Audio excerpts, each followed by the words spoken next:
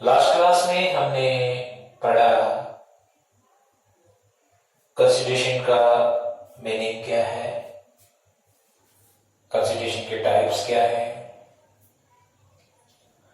और कंसिडरेशन के लिए किन किन बातों की रिक्वायरमेंट्स रहेगी। अंडर सेक्शन 2D जो कंडीशंस थी वो भी हमने पढ़ी। जुडिशियल इंटरप्रिटेशंस जैसे वाइट वर्सेस ब्यूट का मामला हमने देखा, Chennaiah versus Ramaiah, Dutton versus Poole, Tweddle versus Atkinson, Ramchandra versus Kalu Raju, कोई वर्सेस निशा। इसी रेफरेंस में स्टूडेंट्स हम आज बात कर रहे हैं सेक्शन 23 की। सेक्शन 23 जो है वो जनरली कॉम्पिटिशन्स में पूछ लेते हैं, है कुछ भी नहीं, बहुत इजी पार्ट है लॉ ऑफ कॉन्ट्रैक्ट का। देखिए स्टूडेंट, जो सेक्शन 23 की हेडिंग है, पहले तो हम उस हेडिंग को समझें, फिर उसके अंदर इन्होंने 5 सर्कमस्टांसेस दे रखी है, हम उनको डिस्कस करेंगे। देखिए हेडिंग हमारी ये है, when consideration or object is unlawful. इसका मतलब ये हुआ स्टूडेंट्स कि अगर हम कोई एग्रीमेंट कर रहे हैं उसमें कंसिडरेशन है ही नहीं तो बात ही खत्म। उसमें कंसिडरेशन है तो वो कंसिडरेशन कब अनलॉफुल माना जाएगा, या कंसिडरेशन डिसाइड नहीं हो पा रहा कि लॉफुल है कि अनलॉफुल है, लेकिन ऑब्जेक्ट जो है वो अनलॉफुल है।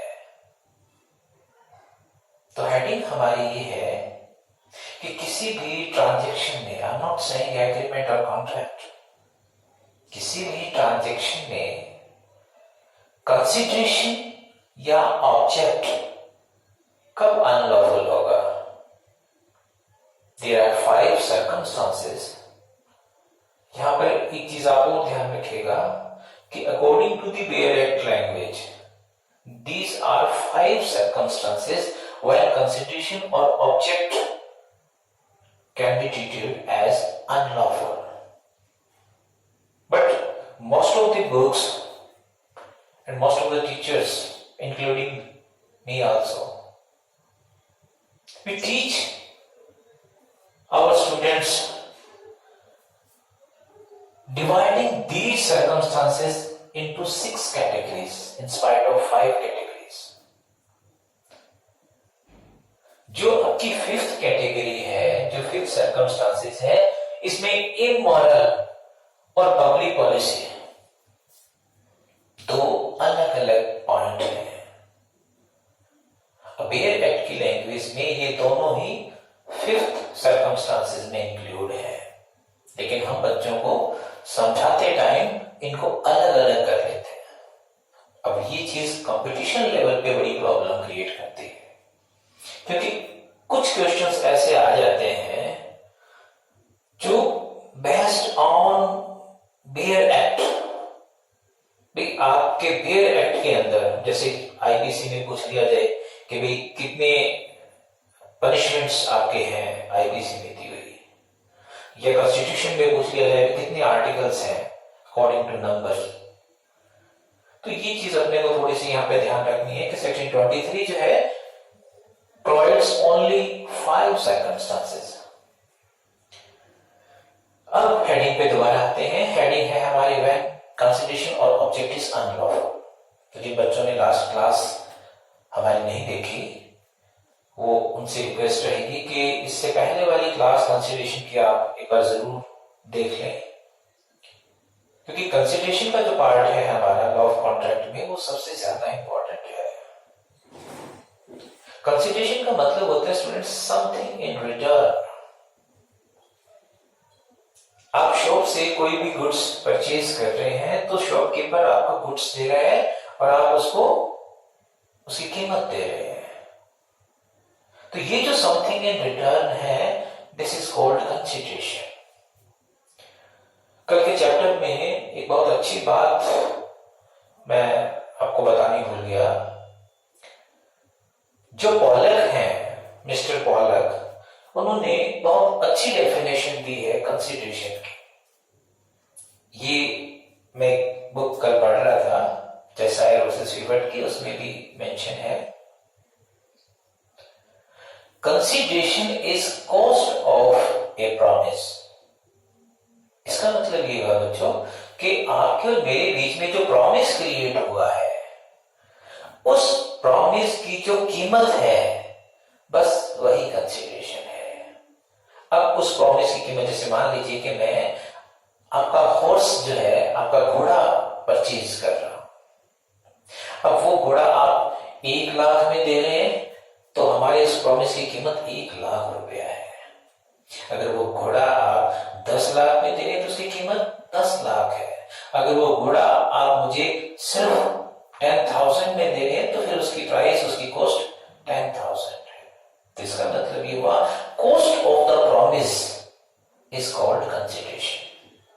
अब आइए बच्चों 23 के अंदर हमारे पास जो सिचुएशंस है, उनमें पहली सिचुएशन है when it is forbidden by law.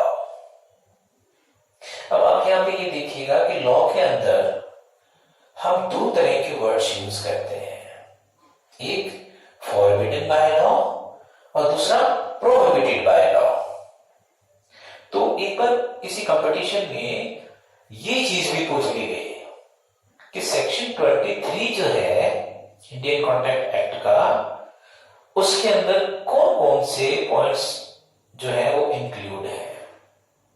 तो 3 पॉइंट्स तो कोई भी दे दिए इनमें से, मतलब कौन सा पॉइंट इंक्लूड नहीं है, तो 3 पॉइंट तो इनमें से दे दिए और एक 4th पॉइंट उन्होंने दे दिया when it is prohibited by law. अब ये बड़ी प्रॉब्लम हो गई भी, क्या प्रोहिबिटेड वर्ड और फॉरबिडन बाय लॉ दोनों कॉमन वर्ड है? तो अगर हम लीगल डिक्शनरी के हिसाब से चलें तो जितने भी क्रिमिनल मैटर्स हैं आपके, क्रिमिनल इश्यूज हैं आपके, उनके लिए जनरली अपन लॉ में prohibited by law word use करते हैं। जैसे मर्डर है, कल्पेबल होमिसाइड है, थेफ्ट है, इस तरह के जो ऑफेंसेस हैं उनके लिए अपन वर्ड यूज करते हैं these are prohibited by law. लेकिन जब हमारे लिए ये पॉसिबल नहीं है कि हर बात को डिफाइन किया जाए और हम सिविल, क्रिमिनल, हर तरह के मैटर्स कवर करना चाहते हैं, then it is called forbidden by law. तो पहला पॉइंट आप समझिएगा कि अगर कोई भी आप ऐसा ट्रांजैक्शन कर रहे हैं, कोई भी आप ऐसा एग्रीमेंट कर रहे हैं which is forbidden by law. अब यहां पे देखिएगा इन्होंने फॉरबिडन बाय लॉ लिखा है, फॉरबिडन बाय दी लॉ नहीं लिखा। इसका मतलब इंडिया में जितने भी लॉज आपके आज की तारीख में, वैसे तो 1872 में लिखा था, तो उसके रेफरेंस में भी आप देख लीजिएगा, उस टाइम जितने भी कानून आपके चल रहे थे, और अगर हम आज के रेफरेंस में बात करें तो इंडिया में आज जितने भी कानून आपके एक्सरसाइजेबल सिचुएशन में है, जो एनफोर्सेबल बाय लॉ है, उनमें से किसी भी कानून में अगर कोई भी बात आपको करने के लिए मना किया गया है और वो चीज अगर आप फिर भी कर रहे हैं तो सोचने की जरूरत नहीं है, कंसिडरेशन भी अनलॉफुल होगा और ऑब्जेक्ट भी अनलॉफुल होगा। तो दोबारा समझिएगा, if it is forbidden by law, तो इंडिया में जितने भी लॉज एप्लीकेबल है, अब मान लीजिए कि इंडिया में 5000 एक्ट्स हैं, तो ये जो 5000 एक्ट्स हैं बच्चों, ये 5000 एक्ट्स, इनमें से कोई भी, जैसे एक्स वाई को ये कहता है कि भाई मैं तेरे को 10 लाख रुपए दे दूंगा और तू इस जेड का मर्डर कर दे, सुपारी किलिंग की बात हो रही है, अब बताओ इस तरह की ट्रांजैक्शन आईपीसी के अंदर क्या है, प्रोहिबिटेड है। इसी तरह से अगर मान लीजिए कि अपन ट्रांसफर ऑफ प्रॉपर्टी एक्ट की बात करें कि लिस्ट पेंडेंस का मतलब जब हमारा किसी प्रॉपर्टी के रिगार्डिंग कोई मामला कोर्ट के अंदर अभी पेंडिंग है, तो आप उस प्रॉपर्टी के रिगार्डिंग कोर्ट से पूछे बगैर कोई भी डील नहीं कर सकते। तो वो आपके ट्रांसफर ऑफ प्रॉपर्टी एक्ट में क्या हो गया, मना हो गया कि नहीं हो गया। तो इसका मतलब ये हुआ स्टूडेंट्स कि कोई भी कानून जो इंडिया में एप्लीकेबल है, अगर किसी भी कानून में अगर वो चीज आपको मना की हुई है, चाहे भले ही वो कानून आपका सिविल है भले ही क्रिमिनल है, अगर आप ऐसा एग्रीमेंट करते हैं जो किसी भी कानून के अगेंस्ट है, तो ऐसे में जो कंसिडरेशन है वो भी अनलॉफुल होगा और जो ऑब्जेक्ट है वो भी अनलॉफुल होगा। अब अपन बात करते हैं, if it is permitted it would defeat the provisions of any other law. अब इसका मतलब क्या हुआ, देखिए इफ परमिटेड, भाई परमिशन की बात कहां होगी, भाई ऊपर हम ये कह रहे हैं अगर फॉरबिडन बाय लॉ है, तो जब हमारे देश में जितने भी कानून है उनमें किसी भी कानून में अगर मना किया हुआ है तो सोचने वाली बात ही नहीं है, कंसिडरेशन भी अनलॉफुल और ऑब्जेक्ट भी अनलॉफुल। लेकिन देखिए समझिएगा, जो सेकंड सिचुएशन है वो आपकी क्या करेगी, इफ इट इज परमिटेड, तो भैया कहां परमिटेड, इसका मतलब ये हुआ कि अगर वो चीज इंडियन कॉन्ट्रैक्ट एक्ट के अंदर परमिटेड है, लेकिन अगर हम उसको यहां परमिट करते हैं तो वो किसी दूसरे कानून के किसी प्रोविजन को खत्म कर देगी। फॉर एग्जाम्पल, जैसे भी मैंने टीपी का एग्जाम्पल लिया था ट्रांसफर ऑफ प्रॉपर्टी एक्ट का, भाई मेरी कोई प्रॉपर्टी है, मैं उसका ऑनर हूं। अब देखिएगा, अगर मैं उसका ऑनर हूं तो मैं उस प्रॉपर्टी को सेल कर सकता हूं या नहीं कर सकता हूं, बिल्कुल कर सकता हूं, कौन रोकेगा मुझे। लेकिन मेरे कोई पैसों के लेन देन का मामला किसी कोर्ट में चल रहा है, मेरे ऊपर एक बहुत बड़ी लायबिलिटी है, मैंने क्रेडिटर्स को पे करना है और 100% मैं श्योर हूं कि कोर्ट मुझे इंसॉल्वेंट डिक्लेयर करेगा और मेरी जो प्रॉपर्टी है उसको अटैच करेगा, यानी कि मेरी प्रॉपर्टी की नीलामी करके जो क्रेडिटर्स हैं उनके पैसे पूरे किए जाएंगे। अब मैं यहां पे क्या गेम खेलता हूं समझिएगा, मैं क्या करता हूं, चुपके से अपनी वो प्रॉपर्टी किसी एक्स को सेल कर देता हूं। अब आप समझिएगा कि ट्रांसफर ऑफ प्रॉपर्टी एक्ट के अंदर ये बात बिल्कुल क्लियर लिखी हुई है, हम पढ़ेंगे टीपी एक्ट के अंदर, कि जब आप अपनी प्रॉपर्टी का ट्रांसफर कर रहे हैं, चाहे भले ही मैंने किसी कंपनी को दे दी है, मैंने किसी ट्रस्ट को दे दी है, मैंने किसी अपने रिलेटिव को ट्रांसफर कर दी है, अगर मेरा ऑब्जेक्ट ये है कि मैं उस प्रॉपर्टी, मतलब वो प्रॉपर्टी कोर्ट के हाथों में ना जाए, वो प्रॉपर्टी बची रहे, मेरा ऑब्जेक्ट ये है, और क्रेडिटर्स को भी पैसे देने ना पड़े, तो इसका मतलब क्या हुआ, अगर हम उसे लॉ ऑफ कॉन्ट्रैक्ट के पॉइंट ऑफ व्यू से देखें तो मेरी प्रॉपर्टी है, मैं सेल कर सकता हूं, क्या प्रॉब्लम है। लेकिन अगर हम ट्रांसफर प्रॉपर्टी एक्ट के पॉइंट ऑफ व्यू से देखें तो ऑब्जेक्ट क्या हो गया, अनलॉफुल हो गया। तो समझिएगा स्टूडेंट्स, अगर वो चीज आपके इंडियन कॉन्ट्रैक्ट एक्ट में परमिटेड है, लेकिन अगर उसे आप यहां पे फॉलो कर रहे हैं, तो वो किसी दूसरे एक्ट के किसी कानून को, किसी भी कानून को दूसरे एक्ट के अगर डिफीट कर रही है, तो सोचने वाली जरूरत नहीं है, इंडियन कॉन्ट्रैक्ट एक्ट के सेक्शन 23 में ही वो वॉइड मान ली जाएगी। एक एग्जांपल और लीजिए, भाई अब हमारे पास मान लीजिए मेरे पास एक डॉगी है, मैं अपने इस डॉग को सेल करना चाहता हूं, क्या प्रॉब्लम है, कर सकता हूं। चलिए, अब एक्स जो है उसका एक बेटा है और वो अपने इस बेटे को अडॉप्शन में देना चाहता है, गरीब परिवार है, वो चाहता है कि उस बच्चे की परवरिश अच्छी हो, तो एक्स क्या करता है, वाई को ये बच्चा अडॉप्शन में देता है और बदले से वाई से रिक्वेस्ट करता है कि बच्चा मैं आपको अडॉप्शन में दे रहा हूं, लेकिन आप प्लीज थोड़ी मेरी हेल्प कीजिए, मेरी एक बच्ची भी है, आप अगर मुझे कुछ पे कर दें तो मैं इस बच्ची को पढ़ा लूं। अब देखिएगा यहां पे कंसिडरेशन लिया जा रहा है, किस पर्पस के लिए? भाई वो बच्चा आपको दे रहे हैं, उसके बदले में कंसिडरेशन ले रहे हैं। अब देखा जाए तो कॉन्ट्रैक्ट एक्ट के अंदर कहां पे प्रॉब्लम है? लेकिन अगर आप ऐसा करते हो तो जो आपका Hindu adoption and maintenance act है, जिसमें क्लियर ये बात कही है कि बच्चे के अडॉप्शन में किसी भी तरह का कोई कंसिडरेशन जो है वो टोटली फॉरबिडन बाय लॉ है। इसका मतलब क्या हुआ कि अगर हम उसको कॉन्ट्रैक्ट एक्ट में परमिट कर रहे हैं तो वो हमारे Hindu adoption and maintenance act के उस प्रोविजन को खत्म कर देगा। तो बड़ी सिंपल सी बात है बच्चों कि अगर हम कोई ऐसा ट्रांजैक्शन करते हैं जो इंडियन कॉन्ट्रैक्ट एक्ट में परमिटेड है, लेकिन किसी कानून को अगर वो डिफीट कर रहा है तो सोचने वाली बात नहीं है, वो कॉन्ट्रैक्ट एक्ट में भी उसको क्या मान लो, नल एंड वॉइड मान लो। अब आते हैं बच्चों दोबारा कि आपका जो फर्स्ट पॉइंट है और जो सेकंड पॉइंट है, इनमें डिफरेंस क्या है? एक लाइन सोचिए, सुनिएगा। An agreement with minor is void. अब अगर मैं आपसे ये कहूं कि माइनर के साथ अगर हम कोई एग्रीमेंट करते हैं तो वो वॉइड है, अब आप बताइए वो चीज आपके दोनों में कहां कवर होगी? तो इसका मतलब ये हुआ कि वो बात आपके इंडियन कॉन्ट्रैक्ट एक्ट में ही वॉइड है। सेकंड पॉइंट आपका ये कह रहा है इंडियन कॉन्ट्रैक्ट एक्ट में वॉइड नहीं है, किसी दूसरे कानून में वॉइड है, तो कॉन्ट्रैक्ट एक्ट किसमें कवर हो जाएगा?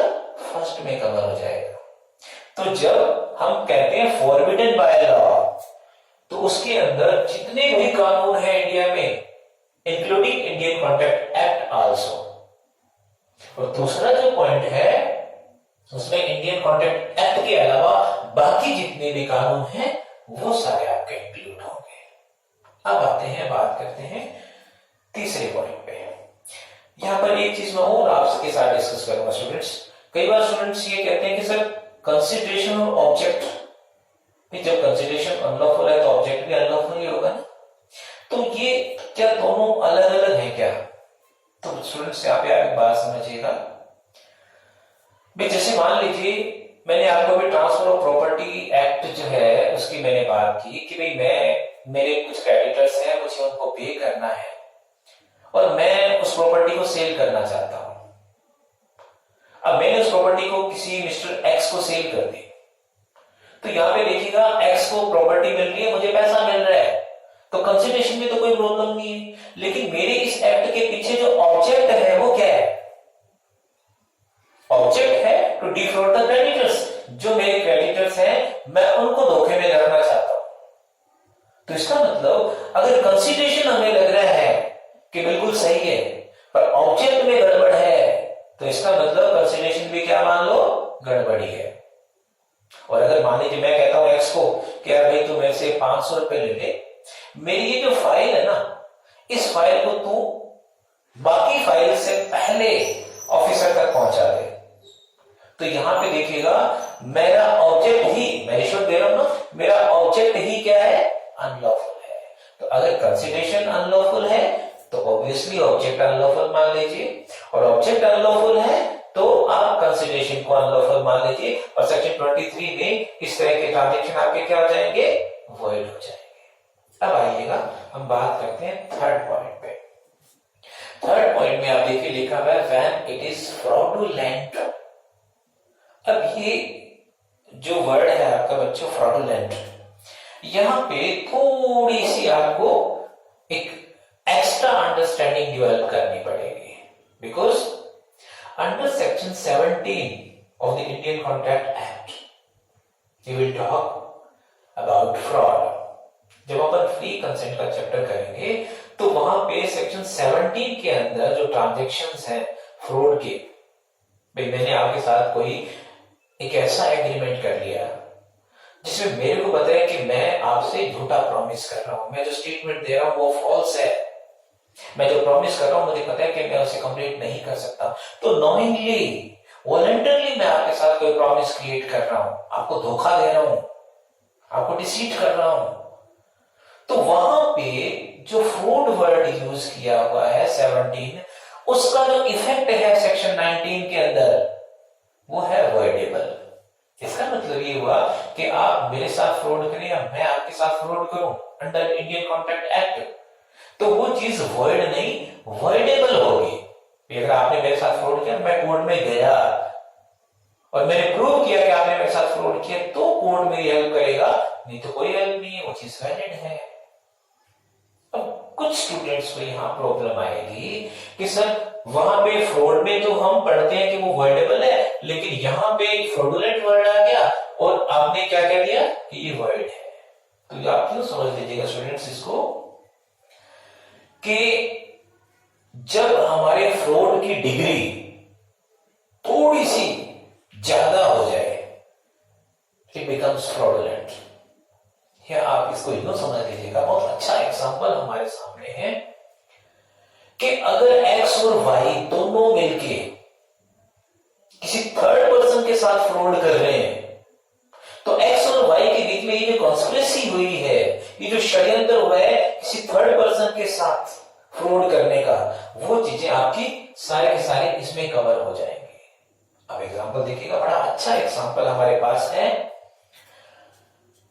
ये आपको बुक्स में मिल जाएगा स्टूडेंट्स। देखिएगा एक्स जो है, ये इसके पास एक काऊ है, एक गाय है, और ये गाय ये वाई को सेल कर देता है। एक्स के पास एक गाय है और वो गाय ये वाई को सेल कर देता है। ये कह के कि भाई ये गाय बहुत अच्छी है, बड़ी सिंपल है, मिस्टीरियस बिल्कुल नहीं है, और 10 लीटर टाइम का दूध भी है। वाई इस विश्वास में आके ये गाय इससे खरीद लेता है।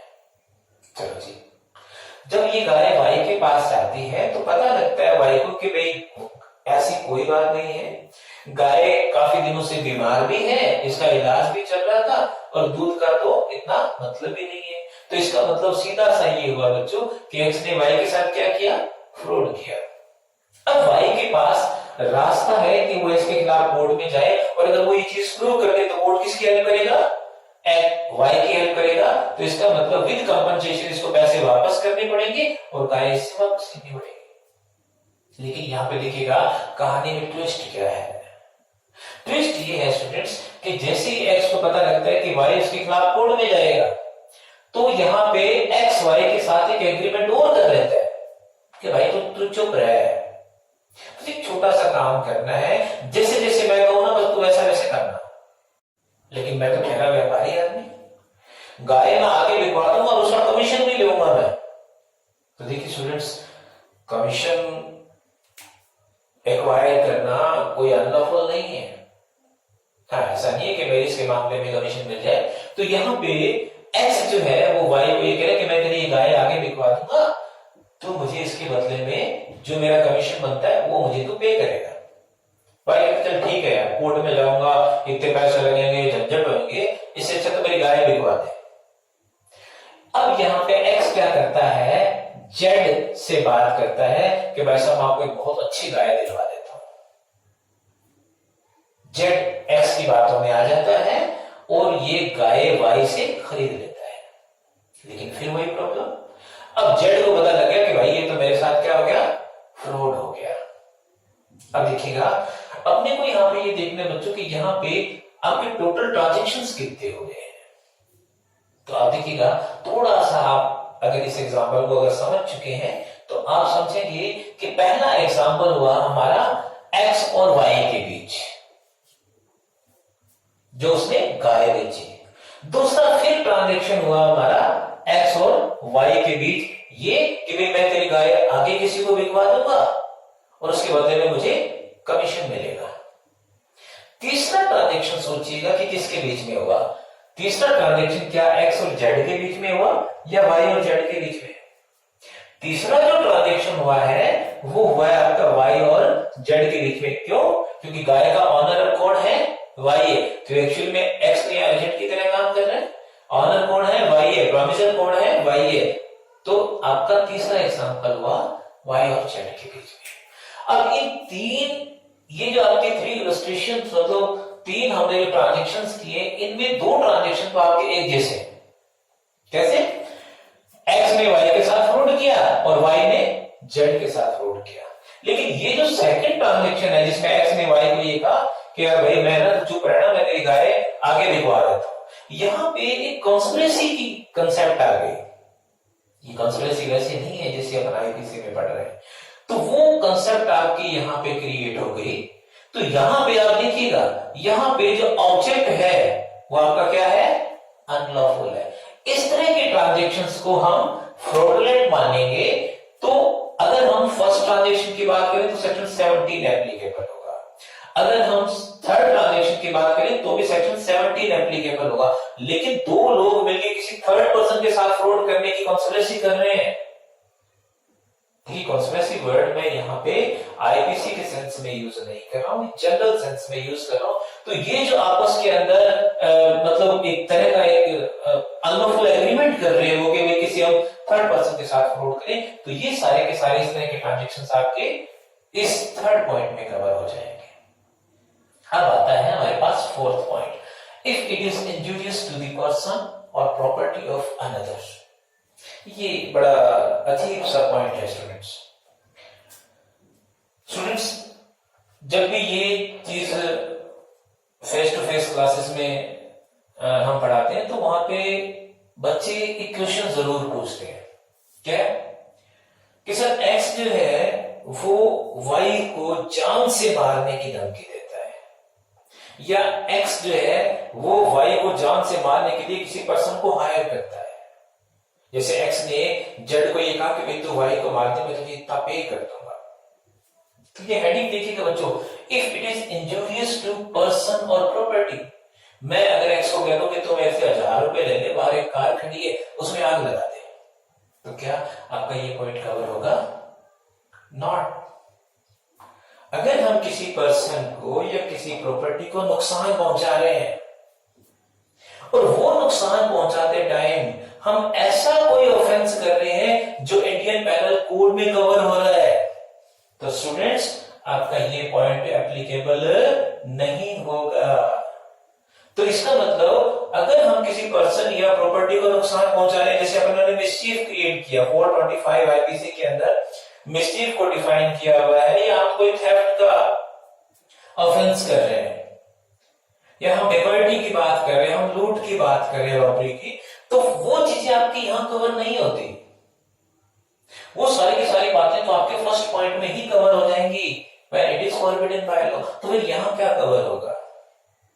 तो ऐसे ट्रांजेक्शंस आपके जो ऑफेंस की डेफिनेशन में नहीं आते लेकिन फिर भी उनकी वजह से पर्सन और प्रॉपर्टी को नुकसान हो रहा है। कैसे? मैं एक गुरुजी के पास गया, मैंने कहा गुरुजी आपकी क्लास में है ना एक विराज खत्री नाम का स्टूडेंट है, मेरा एक बड़ा अच्छा स्टूडेंट है दिल्ली में, विराज खत्री। तो वो जो विराज खत्री है ना, आप एक काम करना, मैं आपको 500 पे करूंगा, आज आप ना उससे कोई क्वेश्चन पूछना और वो क्वेश्चन उसको नहीं आएगा, उसका आंसर नहीं आएगा, उसको क्लास में खड़ा रखना। अब ये मैंने एक डील की भाई, किससे? मिस्टर एक्स से। अब बताओ यहां पे मैं कोई मार पिटाई की बात तो नहीं कर रहा, मैं मेरे इस एग्रीमेंट का इफेक्ट देखिए, मैं किसी पर्सन को फिजिकली हरेसमेंट करना चाहता हूं, फिजिकली उसको परेशान करना चाहता हूं। इस तरह की जो ट्रांजेक्शन है वो क्या है? आपके यहां कवर हो जाएंगे। मैं एक कोई साइकिल पंचर लगाने वाला कोई एक्स है और उसको मैं ये कहता हूं मैं तेरे काम करना था, यहां से वाई जाएगा और वो जनरली तेरी शॉप पे आता है और अपनी यहां पे गाड़ी चेक करके भाई हवा कंप्लीट है कि नहीं है, और फिर वो आगे जाएगा। तो तू एक कोशिश करना कि उसकी जो हवा जितनी है ना उससे भी कम हो जाए, ताकि उसको थोड़ी दूर बाद में पैदल चलना पड़े। अब यहां पे अब बताओ ये चीजें कोई आईपीसी में कवर होंगी क्या? मैं ये चाहता हूं कि किसी पर्सन को फिजिकली प्रॉब्लम हो, इस तरह की छोटी छोटी बातें आपके यहां कवर हो जाएंगी। अब मेरे कहने से भाई उस पंचर वाले ने ये काम कर दिया, अब वो मेरे को कहता है वर्मा जी आपने कहा मैंने तो कर दिया, अब दो मेरे 500 रुपए। कौन से 500 रुपए भाई? अब क्वेश्चन ये उठता है कि ये 500 रुपए क्या वो कानूनन ले सकता है? नहीं ले सकता भाई, क्योंकि हमारा ऑब्जेक्टिव क्या था? अनलॉफुल था। इसी तरह से एक कॉलोनी है, उस कॉलोनी में लगभग 100 प्लॉट्स हैं। मैं एक प्लॉट परचेज करना चाहता हूं, ऑनर जो है वो कीमत बहुत मांग रहा है, मैं इतनी कीमत देना नहीं चाहता। मैंने क्या किया, वहीं पे मेरा एक फ्रेंड है जिसके 5-6 प्लॉट्स हैं, मैंने उसके साथ एक एग्रीमेंट किया। मैं क्या, तू एक काम कर, एक प्लॉट तो मेरे को सेल कर दे। तो कहते मेरे को करना ही नहीं भाई। मैं क्या, मेरे को पता है तुझे नहीं करना, लेकिन तू एक प्लॉट मुझे सेल कर दे और उसकी कीमत जो है ना जितनी मार्केट में है उससे आधी रख। जैसे मान लीजिए कि वहां प्लॉट है 20 लाख का, तो एक काम कर, सिर्फ 10 लाख में एक प्लॉट मुझे सेल कर दे।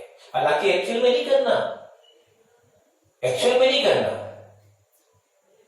अब अगर तू ये प्लॉट 10 लाख में मुझे सेल कर देगा तो मार्केट में एक हवा आ जाएगी कि भाई यहाँ 10 लाख से कीमत ज्यादा है ही नहीं, तो वो भाई जो मेरे से 20 लाख मांग रहा है ना, वो मांग नहीं पाएगा। अब इसका मतलब ये हुआ स्टूडेंट्स कि मैं किसी एक्स के साथ एक एग्रीमेंट कर रहा हूं, इसका इफेक्ट ये है कि वाई की जो प्रॉपर्टी है उसके रेट्स कम हो रहे हैं, उस वाई की प्रॉपर्टी की वैल्यू मैं क्या कर रहा हूं, कम कर रहा हूं। अब ये मैंने कोई चोरी थोड़ी की है भाई, मैंने तो चोरी में तो चलो मूवेबल प्रॉपर्टी आ जाएगी, मैंने कोई मिसचीफ थोड़ी की है।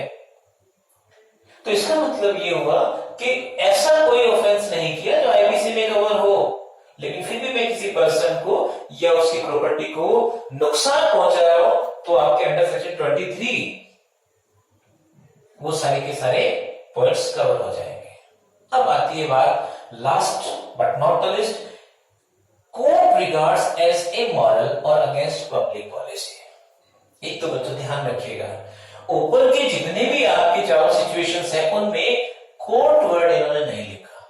इसका मतलब ये तो भाई बिना किसी डिस्कशन के, बिना किसी आर्ग्यूमेंट के आप मान लो कि वहां पे कंसिडरेशन और ऑब्जेक्ट क्या है, अनलॉफुल है।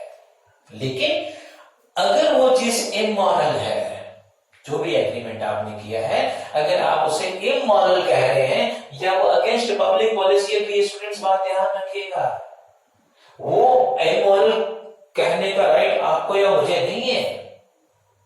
वो चीज अगेंस्ट पब्लिक पॉलिसी है, ये बात डिसाइड करने का राइट आपको या मुझे नहीं है। ये राइट किसको है, कोर्ट को है। तो अगर कोर्ट किसी ट्रांजैक्शन को इमोरल डिक्लेयर कर रहा है, तो ऐसी सिचुएशन में जो कंसिडरेशन या ऑब्जेक्ट है वो 100% क्या होगा, अनलॉफुल होगा, और वो एग्रीमेंट क्या होगा, नल एंड वॉइड होगा। अब एग्जांपल देखते हैं। पहली बात तो बच्चों कि इमोरल हम कहते किसे हैं, तो आईपीसीसी के अंदर आप लोगों ने लॉ एंड एथिक्स जो है अपन पढ़ते हैं, तो वहां पे कंसेप्ट आ जाती है मॉरलिटी की, और भी बहुत सारे सब्जेक्ट्स में आपको मॉरलिटी मिलती है। लॉ में ज्यूरिस्प्रूडेंस जब हम पढ़ते हैं तो लॉ क्या है, मॉरलिटी क्या है, कस्टम्स क्या है, ये सारी बातें हम पढ़ते हैं। वैसे बहुत मुश्किल है ये डिफाइन करना कि what can be treated as moral, अपन मॉरल किसको मानते हैं। मेरी जो बात आज तक समझ में आई है वो ये कि कोई भी एक स्टेटमेंट आपके सामने है, कोई भी एक बात आपके सामने है, उसका नेगेटिव नहीं हो सकता, या कोई भी बात आपके सामने है नेगेटिव फॉर्म में और उसका पॉजिटिव नहीं हो सकता। मान लो कि वो मॉरलिटी है। कैसे? जैसे हम हमेशा कहते हैं ऑलवेज रेस्पेक्ट योर पेरेंट्स। अब इसका नेगेटिव क्या रहेगा, डोंट रेस्पेक्ट योर पेरेंट्स। अब आप बताओ क्या कहीं पे आपने ये लाइन लिखी हुई देखी, डोंट रेस्पेक्ट योर पेरेंट्स? हम हमेशा ये मानते हैं ऑलवेज रेस्पेक्ट योर पेरेंट्स। तो इसका मतलब ये हुआ कि कुछ ऐसी बातें हैं, हमारे रिलीजन की बात कर लीजिए, कम्युनिटी की बात कर लें, कुछ ऐसी बातें हैं जो बिना किसी लॉजिक के हमें माननी चाहिए। These are moralities. और ऐसी कोई बात जो इसके अगेंस्ट हो उसे हम क्या मान लेंगे, इमोरल मान लेंगे।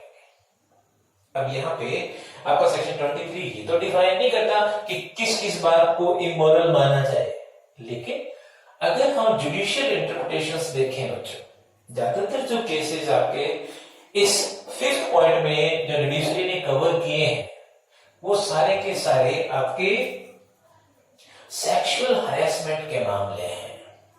समझिएगा इस बात को।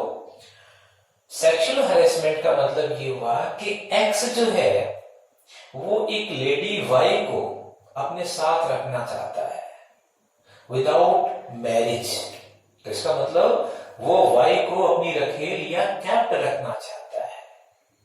अब वो एक्स उस वाई के साथ ट्रांजेक्शन करता है कि आप जो है वो मेरे साथ मेरे वाइफ की तरह रहो बिना मैरिज के। तो ये जो एग्रीमेंट है कानून की नजर में ये चीज क्या मानी जाएगी, इमोरल मानी जाएगी। इसका मतलब ये हुआ कि एक्स अगर वाई के साथ ये एग्रीमेंट कर रहा है कि आप मेरे साथ यहाँ पे इतने टाइम के लिए रहो, मैं आपको इतना पे करूंगा, तो एग्रीमेंट आज हुआ है।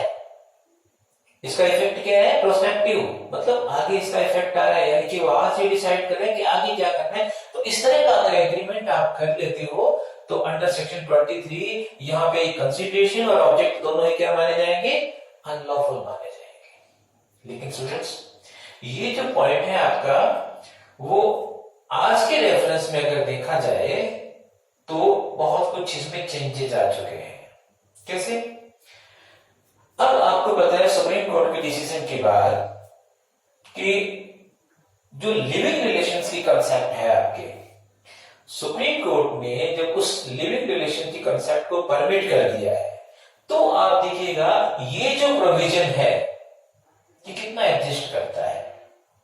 इसका मतलब ये हुआ स्टूडेंट्स कि अगर हम सुप्रीम कोर्ट के वर्डिक्ट को देखें कि भाई एक्स और वाई लड़का लड़की जो है वो बिना मैरिज के अगर वो एक साथ रह रहे हैं, लिविंग रिलेशन में है और उन दोनों को कोई प्रॉब्लम नहीं है, तो कानून को भी इससे कोई प्रॉब्लम नहीं होनी चाहिए।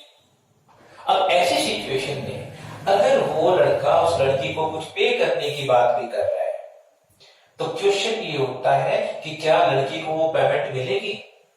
तो अगर हम इंडियन कॉन्ट्रैक्ट एक्ट के पॉइंट ऑफ व्यू से देखें तो यहां पे आप उसे under law of contract execute नहीं करवा सकते हैं। मतलब एक्स के साथ में अगर कोई लड़की रह रही है और 6 महीने साल बाद वो ये करे कि साहब इसने मेरे को कहा था कि मैं तो तेरे को 2 लाख रुपए दूंगा, तो अब अगर वो इंडियन कॉन्ट्रैक्ट एक्ट के अकॉर्डिंग अगर वो अपना कंपनसेशन लेना चाहती है, नॉट पॉसिबल। सेक्शन 23 के अंदर आपके उस वर्डिक्ट का, उस डिसीजन का कोई इफेक्ट नहीं है, तो लॉ ऑफ कॉन्ट्रैक्ट यहां पर एप्लीकेबल नहीं होगा। ये बात अलग है कि हम डोमेस्टिक वायलेंस एक्ट के थ्रू किसी तरह से इस तरह से जो एडवोकेट्स करेंगे, कहीं हम उसको कहीं ना कहीं हम उसको कंपनसेशन दिला सकते हैं, वो एक अलग मैटर है। लेकिन अगर वो ही बात यहां पे इंडियन कॉन्ट्रैक्ट एक्ट में अगर वो एक्सरसाइज करना चाहे, नॉट पॉसिबल।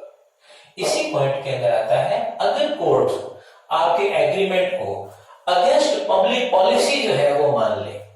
जैसे भाई एक्स और वाई ने शादी की, एक्स वाई को ये कहता है कि मैं तुझसे शादी तो कर लूंगा पर मेरी एक शर्त है कि कम से कम हमारे 10 बच्चे हों। अरे भाई ये क्या बात हुई। अब बताओ हमारे जो गवर्नमेंट पॉलिसीज है वो क्या है, 2 बच्चों से अगर ज्यादा हो तो आपको गवर्नमेंट जॉब भी नहीं मिलेगी। बहुत सारे रेस्ट्रिक्शंस डाले हुए, Javed versus state of Haryana का मामला आप पढ़ लें। अब क्वेश्चन ये उठता है कि यार भाई हस्बैंड और वाइफ बढ़ने जा रहे हैं, शादी करने जा रहे हैं, हम क्या आपस का मामला, कानून को क्या लेना देना। लेकिन आप इस तरह के अगर ट्रांजेक्शंस करोगे तो हमारी पॉपुलेशन कहां जाएगी। तो कहीं ना कहीं आपके कानून जो है वो उसको नहीं रोकती, आपकी कस्टम्स उसको नहीं रोकती, पर जो गवर्नमेंट की पब्लिक पॉलिसीज हैं, पब्लिक पॉलिसी की भी कोई डेफिनेशन हमारा एक्ट नहीं दे रहा। तो इस तरह की अगर कोई ट्रांजेक्शंस आप कर रहे हैं तो वहां पर भी कंसिडरेशन और ऑब्जेक्ट क्या मान लिया जाएगा, अनलॉफुल मान लिया जाएगा। अब देखिए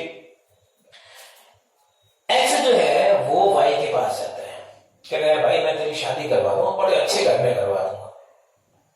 अब देखो किसी की शादी करवाना ये कोई अनलॉफुल थोड़ी है, पर आगे देखो कहानी में ट्विस्ट क्या है।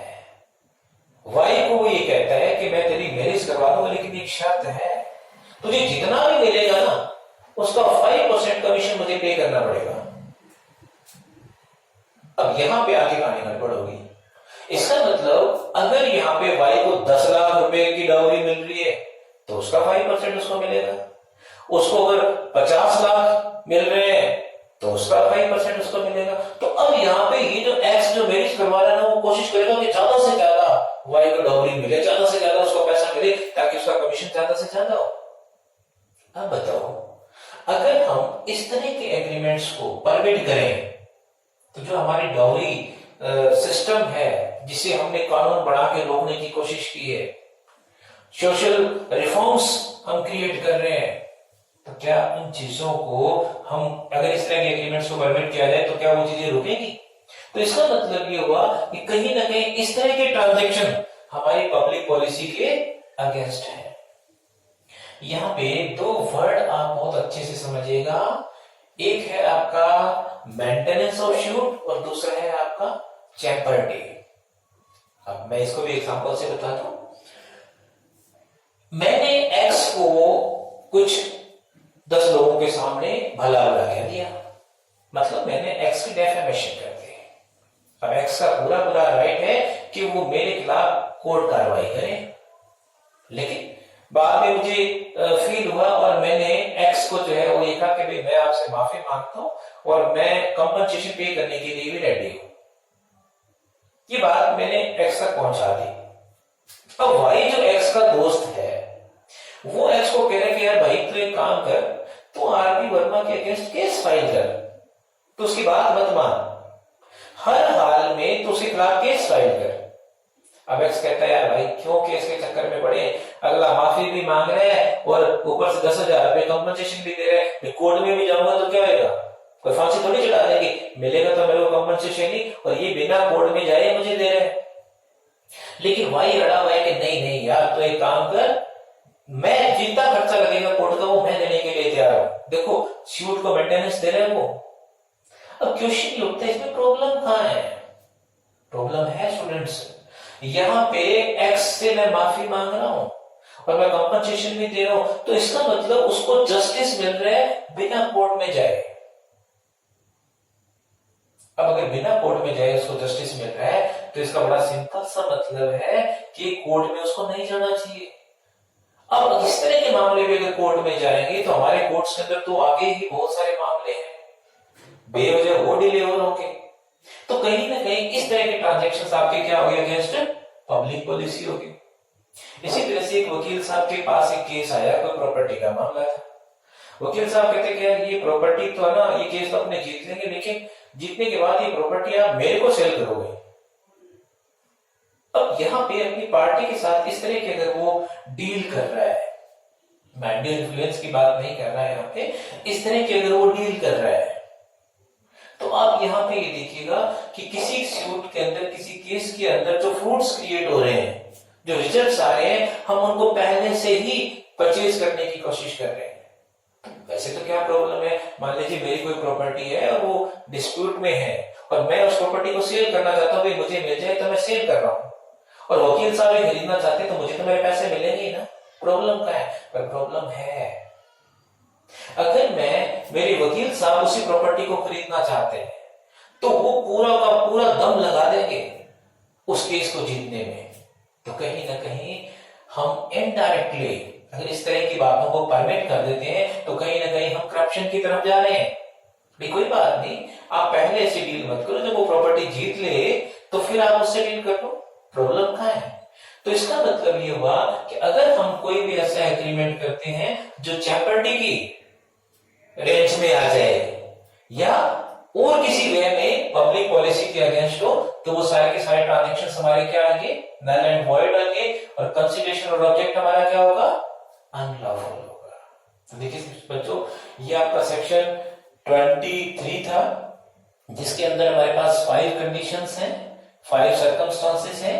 If it is forbidden by law, if it permitted, it would defeat the provisions of any other law.